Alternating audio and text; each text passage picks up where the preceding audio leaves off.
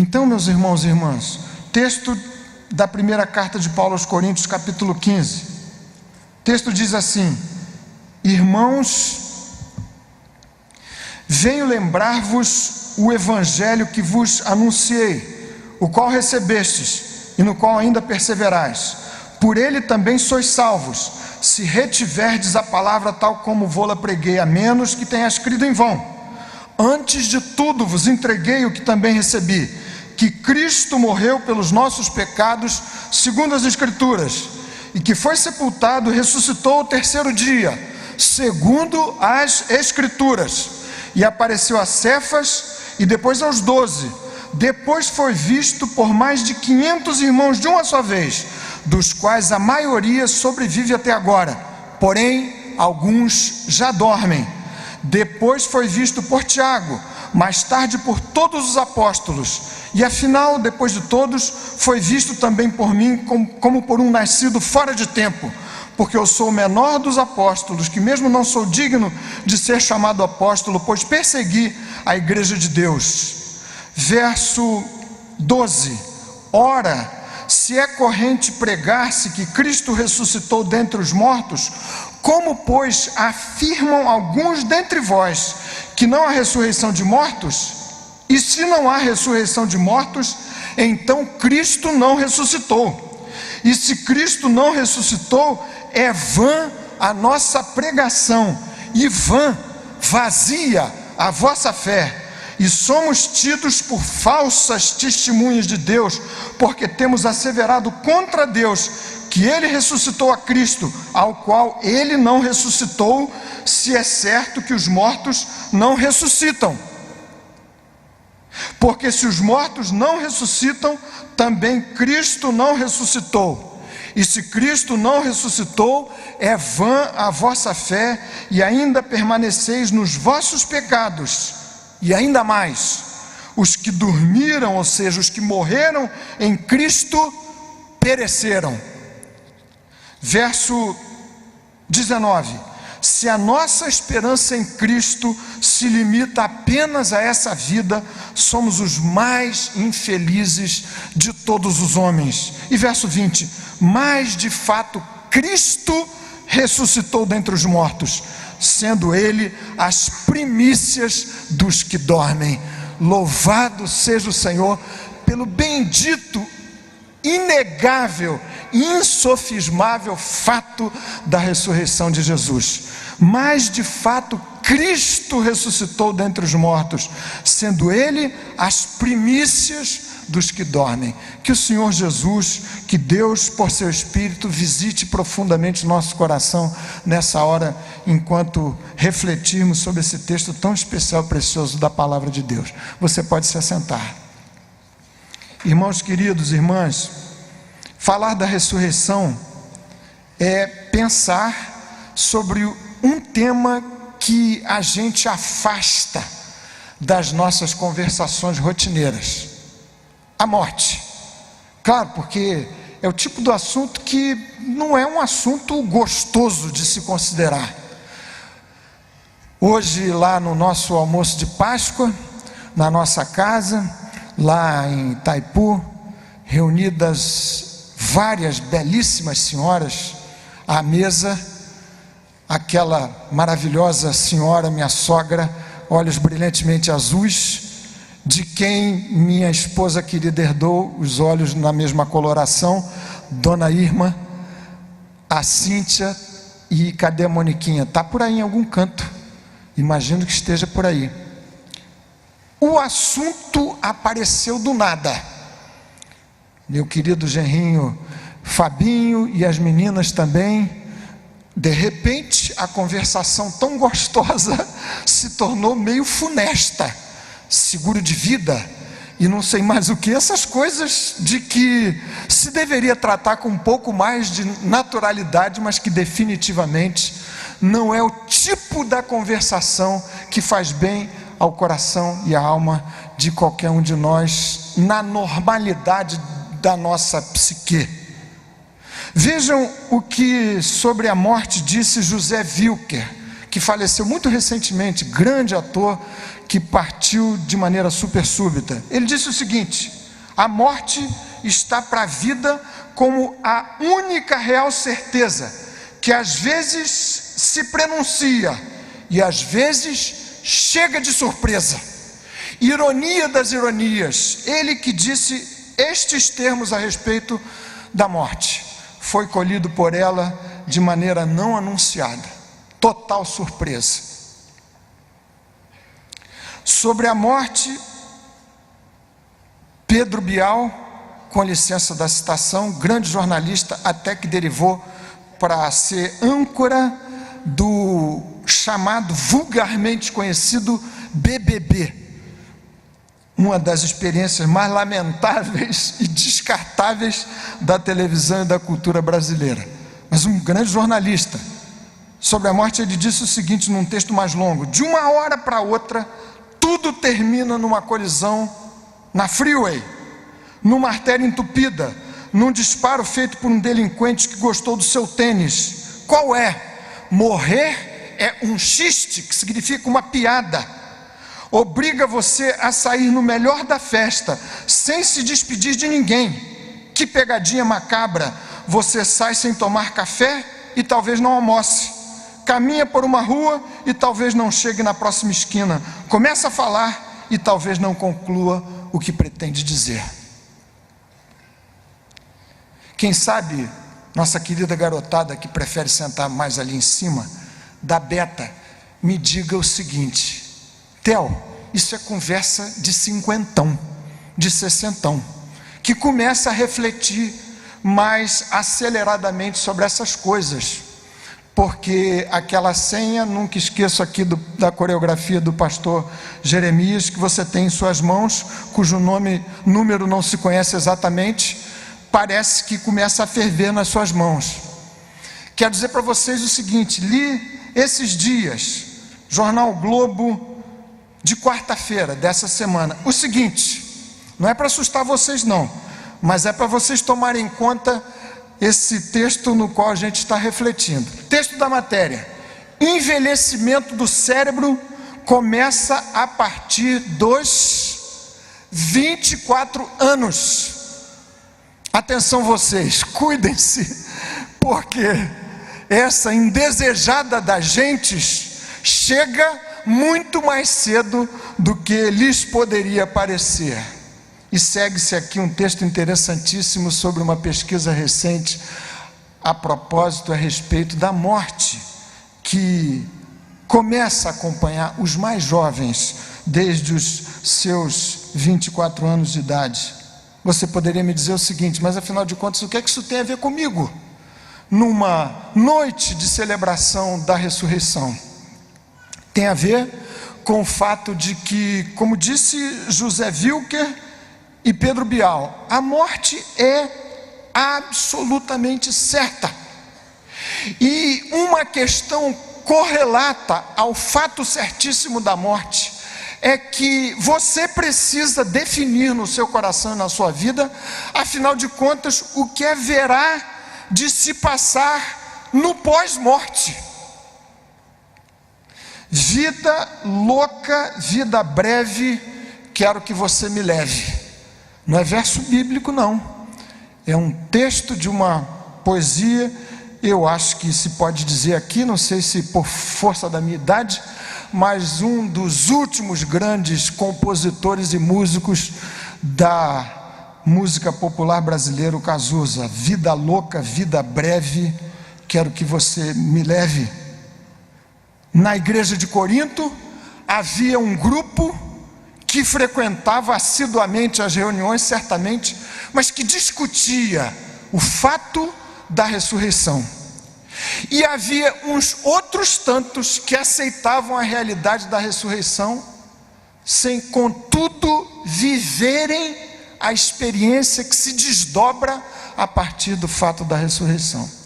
E o que nesse texto Paulo faz é defender, é dialogar de maneira muito pungente com aquela sua audiência da igreja de Corinto, o fato, a realidade da ressurreição. Ele diz nos versos 3 e 4 aquilo que é uma síntese, uma súmula tão objetiva do evangelho que ele havia transmitido para aquela igreja. Eu, antes de tudo, vos entreguei o que também recebi do Senhor que me apareceu, recebi dos apóstolos, que Cristo morreu pelos nossos pecados, segundo o depoimento das Escrituras. Mas a morte não encerrou o trabalho redentor de Jesus, diz ele, e que foi sepultado e ressuscitou ao terceiro dia, segundo as Escrituras.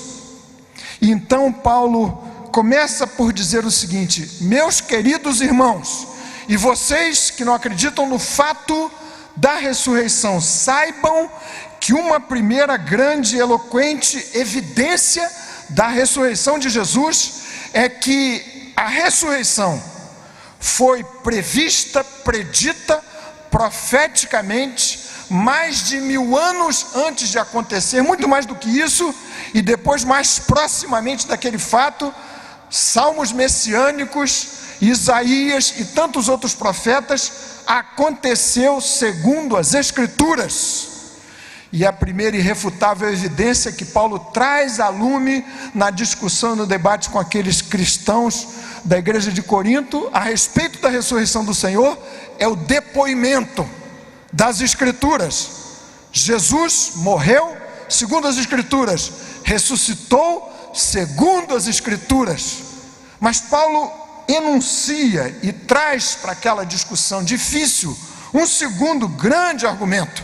Ele diz o seguinte: existe um argumento histórico, também irrefutável. O túmulo estava vazio e houve muitas testemunhas oculares do fato do túmulo vazio. Testemunhas que não viram somente o túmulo vazio, porque se tivessem visto apenas o túmulo vazio, se poderia discutir como se discutiu naqueles dias com os opositores de Jesus e do cristianismo. Roubaram o corpo do mestre, deste que se anunciava como mestre, mas viram o túmulo vazio e viram a Jesus ressurreto. Viram vocês, meus queridos irmãos, verso 5, e Jesus, que foi sepultado e ressuscitou segundo as Escrituras ao terceiro dia, verso 5, apareceu a Cefas, a Pedro, e depois aos 12, e depois foi visto por mais de 500 irmãos de uma só vez. Como quer dizer, teria sido impossível uma alucinação generalizada daquela turma toda de centenas. E diz mais o seguinte: muitos destes, na verdade a maioria, ainda vivem. Vocês podem conferir com eles a realidade histórica bendita do fato da ressurreição.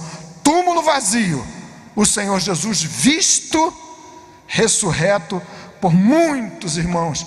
E diz Paulo no encerramento do seu argumento histórico: foi visto também por mim, como por um nascido fora do tempo.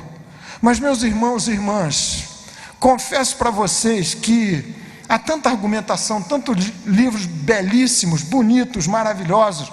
Nós lemos aqui na nossa mocidade, há tanto tempo atrás, um livro chamado Mais que um Carpinteiro, que é uma defesa extraordinária da divindade do Senhor Jesus, discutindo também o fato glorioso da ressurreição, com tantos argumentos deste nível, destes tais, as Escrituras, a historicidade da ressurreição vista por testemunhas oculares do fato do túmulo vazio e de Jesus ressurreto, aqueles 2 discípulos no caminho de Emaús.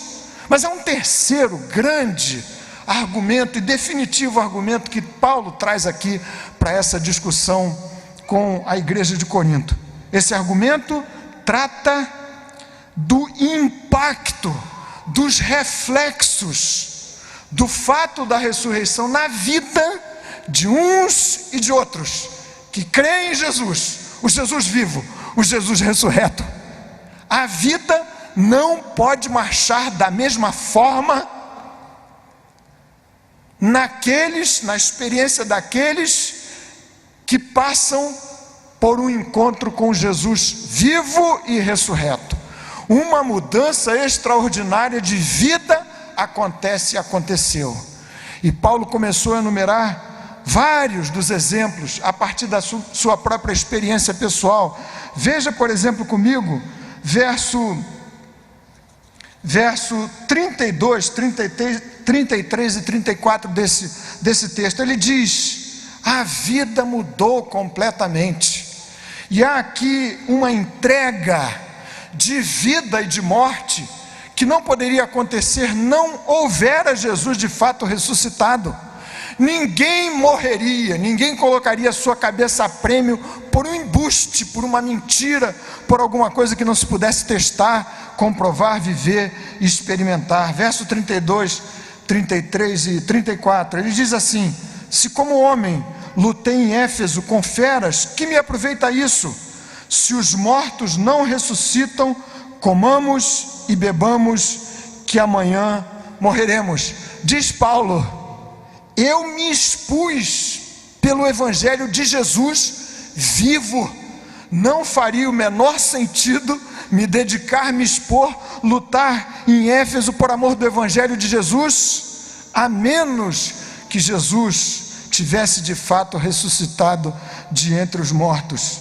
A esse respeito, vocês me permitam ler aqui um trecho de um escritor russo, século XIX, citado pelo pastor Tim Keller num dos seus textos sobre dúvidas que se tem a respeito da fé. Leon Tolstói, é verdade, citei um pouco antes o Pedro Bial, agora me permitam citar Tolstói. Ele diz o seguinte: a minha questão, que aos 50 anos quase me levou ao suicídio, era a mais simples das questões que jaz na alma, ou que jazem na alma de todo homem. Uma questão sem cuja resposta não se pode viver. A questão era: o que será do que eu estou fazendo hoje e amanhã? O que será de minha vida toda? Porque eu deveria viver, desejar algo ou fazer alguma coisa? Em outras palavras, existe algum sentido em minha vida que a inevitável morte que me espera não vai destruir? O terceiro argumento de Paulo é, a meu ver, o mais profundo, o mais contundente, o mais irrefutável de todos. Quem se encontra com Jesus tem sua vida mudada, tal como uma extraordinária mudança aconteceu com os discípulos que consideravam Jesus morto e depois de o terem visto e encontrado ressurreto de entre os mortos. Afinal de contas, quais são as mudanças que se operam no coração de quem se encontra com Jesus vivo, Jesus da ressurreição? Que realidades há que fazem, que devem tornar pelo menos sua vida e minha vida muito diferente do que aquilo que normalmente se vive sem as gloriosas realidades da ressurreição do Senhor? Como disse um homem que você conhece da literatura e das ciências, Pascal: eu acredito nas testemunhas que colocam o seu pescoço a prêmio e à morte. A vida daqueles discípulos de Jesus passou a ser colocada a prêmio desde o tempo em que encontraram-se com o Senhor ressurreto. Meus irmãos, minhas irmãs, lembrem-se aqui comigo, eu sei que vocês sabem porque são estudiosos das Escrituras, mas lembrem-se de que a ressurreição de Jesus, em primeiro lugar, é uma espécie de certificado de garantia de minha libertação pessoal. É isto que Paulo argumenta nesse texto. Ele diz o seguinte: irmãos, atenção, verso 17: se Cristo não ressuscitou, é vazia a vossa fé, e ainda permaneceis nos vossos pecados. Mas, de fato, Cristo ressuscitou, o que significa dizer, porque Jesus ressuscitou, vocês estão livres dos vossos pecados. A ressurreição de Jesus é, portanto, um certificado de garantia, de altíssimo valor, de inestimável valor, do fato da minha liberdade pessoal. Escrevendo aos Romanos, Paulo no capítulo 6 diz: o pecado não terá mais domínio sobre vós. Que domínio é esse? Diz Paulo, nesse mesmo texto, escrevendo aos Romanos: Jesus, morto na cruz do Calvário, assumindo na cruz as penas que deveriam ser atribuídas a mim, ressurgindo ao terceiro dia, vencendo, portanto, o castigo imputado por Deus ao pecador e ao pecado. Nesta ressurreição, eu tenho a garantia absoluta de não mais precisar viver debaixo do jugo terrível do poder do pecado. O fato da ressurreição garante que você pode, em Jesus, a cada dia ser uma pessoa melhor. Ora, a vereda do justo é como a luz da aurora, que vai brilhando mais e mais, até ser dia perfeito. Porque Jesus ressuscitou, você por Ele, por seu sangue, pelo poder da sua ressurreição, não precisa mais viver debaixo da escravidão do poder do pecado. Aquela terrível ambiguidade de que Paulo nos dá conta, que jaz no coração do homem pecador, sem Jesus. Romanos capítulo 7, versículo 19, vejo dentro de mim, ele diz na sua reflexão, uma contradição terrível. De um lado, o mal que detesto, pratico. De outro, o bem que aprecio, não consigo praticar. Miserável homem que sou, diz ele, quem me livrará do corpo desta morte? Para concluir, graças a Deus por Jesus Cristo nosso Senhor, ressurreto, você e eu estamos livres por causa da ressurreição de Jesus, do poder do pecado, do poder da morte. Jesus, por sua ressurreição, livrou-me também da culpa atribuída e oriunda e decorrente do pecado.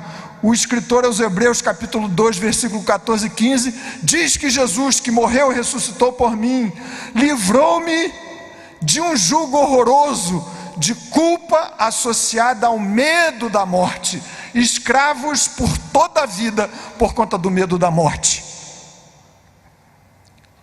Esses dias, vendo com o Moniquinho um filme, depois ela vai me ajudar a dizer que filme era esse, não lembrei, viu, querida? Não lembrei, você sabe que filme que é. Cadê a Moniquinha? Está por aí? Está lá. Mas eu guardei o que um personagem do filme disse: livre não é quem vive segundo os seus impulsos, mas segundo as suas escolhas. Seguiu-se uma breve discussão teológica entre nós, mas a verdade é que quem encontra Jesus, e o fato da ressurreição me assegura a liberdade para não viver mais como escravo do pecado. O poder do pecado não mais terá domínio sobre a minha vida. Posso não pecar. É o dito teológico que afirma que minha vida em Cristo, por causa do fato da ressurreição, garante a possibilidade de você não viver em pecado. E Paulo, verso 51 e verso 52, que nós não lemos, desse mesmo capítulo 15, diz o seguinte, vejam comigo que versos maravilhosos.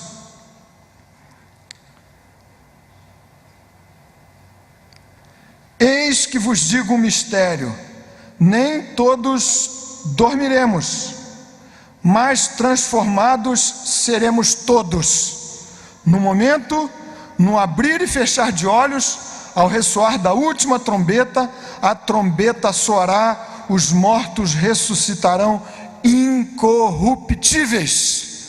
O que significa dizer que Jesus ressurreto, a me garantir a ressurreição, não apenas me livra agora do poder do pecado, de modo que eu posso não pecar, vai me conceder a bênção de uma vida por toda a eternidade, na absoluta impossibilidade de pecar.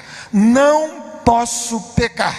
é o dito teológico para a incorruptibilidade da minha vida ressurreta com Jesus, o que vai acontecer muito breve. Então Jesus, por sua ressurreição e morte, garantiu-me a libertação completa e pessoal do poder do pecado, da culpa do pecado e das penas atribuídas ao pecador. Você conhece o texto, Romanos capítulo 6, versículo 23. O salário do pecado é morte, mas o dom gratuito de Deus é vida eterna em Cristo Jesus, nosso Senhor. A respeito desse tema tão difícil, li o que sobre a morte disse Amy Winehouse, cantora talentosíssima, inglesa, que morreu aos 27 anos de idade de maneira trágica, por conta de uma intoxicação com álcool. E ela disse o seguinte: eu já morri centenas de vezes, na angústia, na agonia, na sofreguidão da sua alma, num debate intenso com o seu próprio coração, com seus dramas e dores, debaixo do horrível peso do poder da morte e do poder do pecado. E ainda esses dias, lendo um pouco mais sobre os seus últimos dias, havia lá num jornal inglês um depoimento de um médico que a assistiu e que a assistia corriqueiramente, que disse o seguinte: olha, ela não queria morrer, e nos seus últimos dias de vida, na verdade, na véspera daquela intoxicação com álcool, em altas doses, ela disse o seguinte: eu não quero morrer. A ressurreição de Cristo é o certificado de garantia de minha libertação pessoal. Mas meu irmão, minha irmã, você que nos visita nessa noite, a ressurreição de Jesus é também o alicerce das minhas maiores esperanças.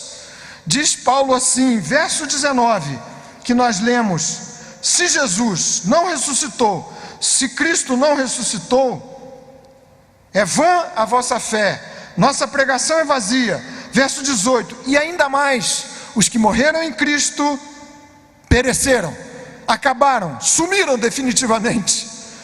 Mas ele diz: não, há ressurreição. De fato Jesus ressurgiu. Escrevendo aos Tessalonicenses, Paulo trata daquele cenário difícil de quadros de morte. Meus irmãos, eu escrevo estas coisas para que não vos entristeçais como os demais que não têm esperança.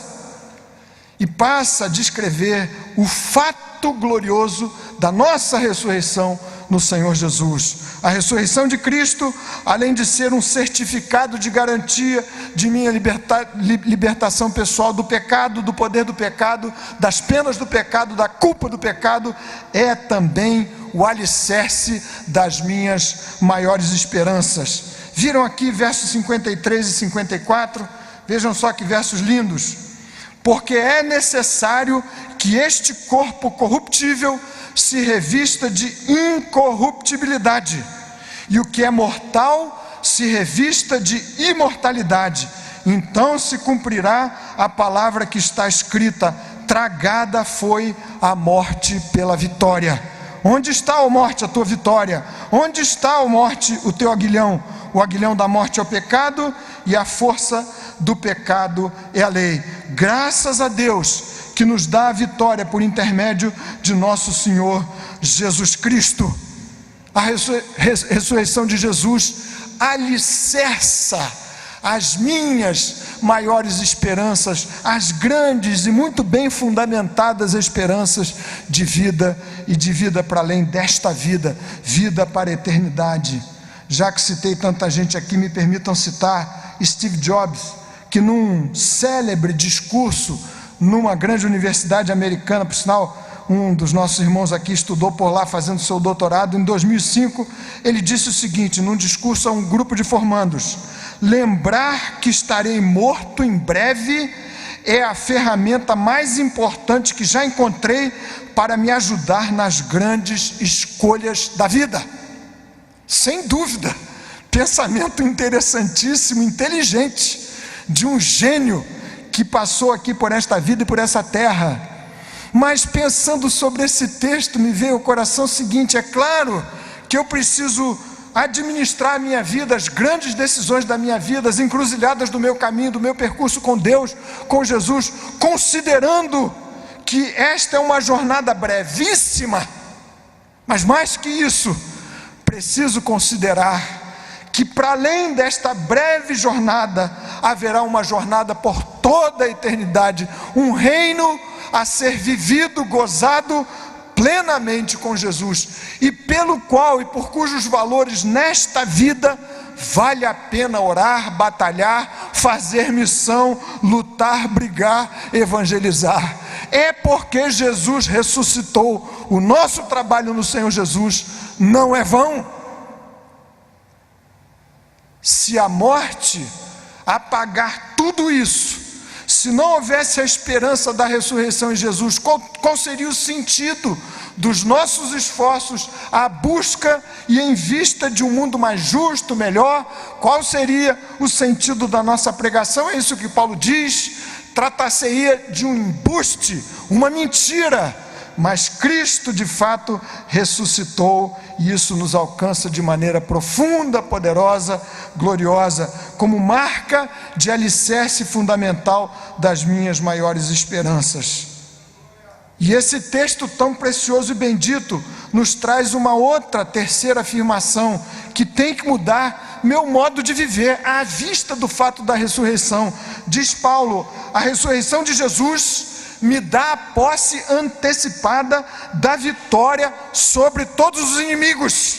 Ele diz assim: o último inimigo a ser vencido é a morte. Onde está, ó morte, o teu aguilhão? Onde está, ó morte, a tua vitória? Graças a Deus, porque em Jesus nos dá a vitória.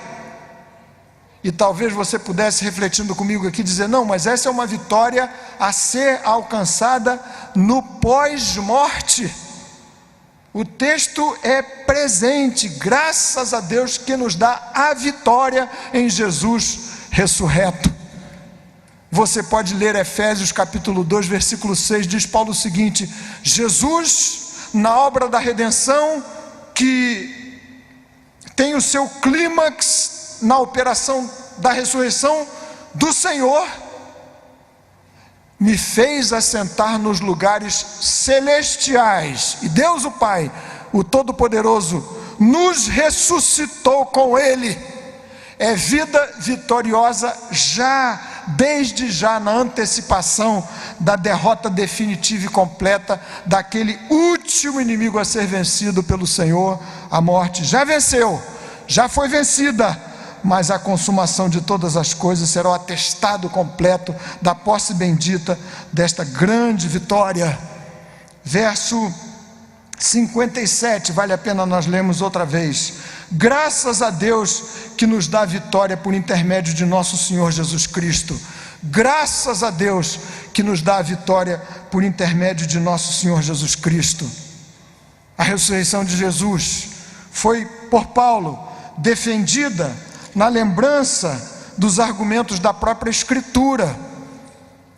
A ressurreição de Jesus foi aqui defendida por Paulo nos argumentos da sua historicidade, comprovada e evidenciada por muitas, inúmeras, centenas de testemunhas oculares.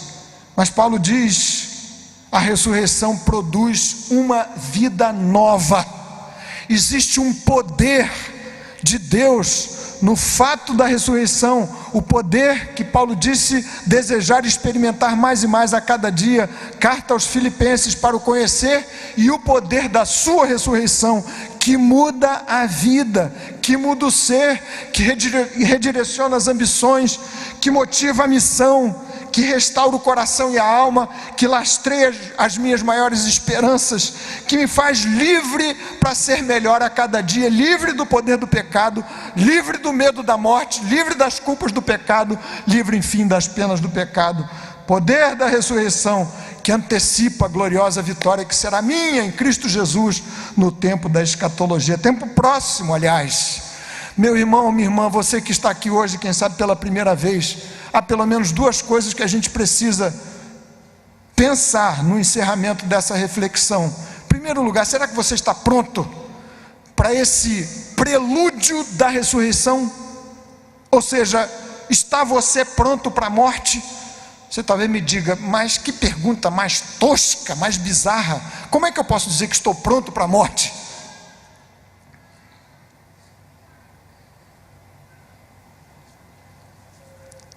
Querida atriz da televisão brasileira, cinema, teatro, etc., Suzana Vieira, disse o seguinte, na celebração dos seus 71 anos de idade: não estou preparada para esse capítulo da novela da minha vida. E lendo isso eu pensei comigo, mas você tem que se preparar rapidinho, porque não existe roteirista Gilberto Braga que consiga construir para você um roteiro que elimine este capítulo da sua novela pessoal. Então é bom, é urgentíssimo que você se coloque diante de Jesus, pronto, ora vem Senhor Jesus, Maranata, eis-me aqui Senhor, tanto por fazer, mas eu estou pronto, por causa do sangue de Jesus, por causa de quem venceu a morte, Jesus que ressurgiu ao terceiro dia e me garantiu o poder da ressurreição. Ouvi tantas vezes papai brincando com essa questão, e daqui do púlpito eu sei que ele fez essa brincadeira muitas vezes. Céu é uma bênção maravilhosa, almejo o céu, mas confesso a vocês, ele disse tantas vezes, não estou com a menor pressa. Verdade, você não precisa ter pressa, mas você precisa estar pronto e preparadíssimo. Na celebração da ressurreição de Jesus, o que fazemos nessa noite com tanta alegria, com o coração ardendo, eu preciso estar pronto. E se você tem um traço, por menor que seja, uma sombra, uma névoazinha pequena que seja no seu coração a respeito do significado da sua vida, do seu destino eterno, é bom que você se acerte com Deus, em Jesus. Hoje, nessa hora, você não pode fazer qualquer tipo de adiamento a essa demanda urgentíssima do Espírito Santo ao seu coração, ao nosso coração e ao meu coração. Mas existe uma segunda questão. Há muitos que guardam no seu coração todas essas certezas, sabem que a ressurreição é um fato, não discutem isso, não duvidam disso, sabem que a ressurreição implica na libertação pessoal do poder do pecado, sou livre, sabem que a ressurreição tem que alicerçar minhas esperanças na vida, para não viver no comamos e bebamos porque amanhã morreremos, não, eu sei que existe vida por vir, não é para viver assim.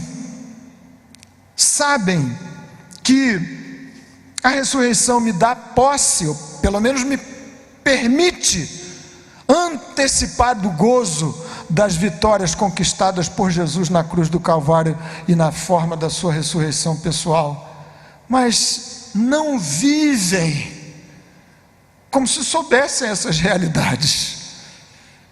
Você precisa, no mínimo, dar uma lustrada nas suas convicções de vida e de fé, compreender o alcance glorioso dessas verdades benditas da palavra do Senhor, que tratam da ressurreição de Jesus e do poder da ressurreição, o poder que Deus por sua graça aplicou em Jesus, para ao terceiro dia tirá-lo daquela tumba, o mesmo poder que, diz Paulo, desejo a cada dia experimentar, para viver de maneira diferenciada, vitoriosa, bela, para o louvor da glória de Deus. Eu quero orar com vocês agora um segundinho, aí no seu lugarzinho mesmo, especialmente com você que, diante dessa conversa toda que trata de morte, de vida depois da morte, de acerto, ajuste do seu próprio coração, se sente de alguma forma incomodado, inquieto, é a hora de nós orarmos. Então você aí no seu cantinho mesmo, curve a sua cabeça, feche os seus olhos e coloque-se diante de Deus. Não existe nenhum tipo de coincidência no fato de você estar aqui nessa noite. Obra do Senhor, majestoso em sua operação soberana, trazendo você aqui na singeleza desse ambiente, para ouvir sua voz e acertar-se com Deus. Ora, por causa da ressurreição, diz Paulo, o pecado não terá mais domínio sobre vós, porque estáis agora debaixo da graça, a mesma graça que trouxe Jesus da morte ao terceiro dia, para a ressurreição. Este mesmo poder precisa ser aplicado na sua vida, no seu coração, para lhe garantir certeza da vida eterna, para dar a você também vitória sobre os seus fracassos, pecados, defeitos crônicos, renitentes, insistentes, recorrentes. Ora, o pecado não terá mais domínio sobre os que estão em Cristo Jesus, ressurreto Senhor, a nossa vitória. Quem sabe você está ajustado com Deus, mas vive essa experiência espiritual que parece muito distante das glórias da ressurreição. Compreende estas coisas, aceita estas verdades, mas não se sente vivendo apoiado nessas verdades, no usufruto pleno desta graça que alcançou Jesus e a você. Vamos orar. Senhor querido, por tua graça e mercê, prossegue a nos visitar. Teu Espírito que inspirou tão bendita e poderosa palavra, que trouxe Jesus de entre os mortos. Ó Senhor, aplica também nas vidas dos teus filhos e filhas neste lugar, de cada um de nós, o mesmo poder, o poder da ressurreição do Senhor. E recupera no coração de tantos entre nós a bênção de uma vida que mira a eternidade, que vive de maneira excelente o presente, por conta do olhar posto em Jesus, o ressurreto Senhor. Ajuda-nos, Senhor, a vivermos muito mais da exuberância da ressurreição, na demonstração do fato de que Jesus, que ressurgiu de entre os mortos, também nos encontrou, nos alcançou com seu poder, com seu sangue, com sua virtude, sua vitória. Assim te pedimos em nome de Jesus e para o teu louvor. Amém. Amém.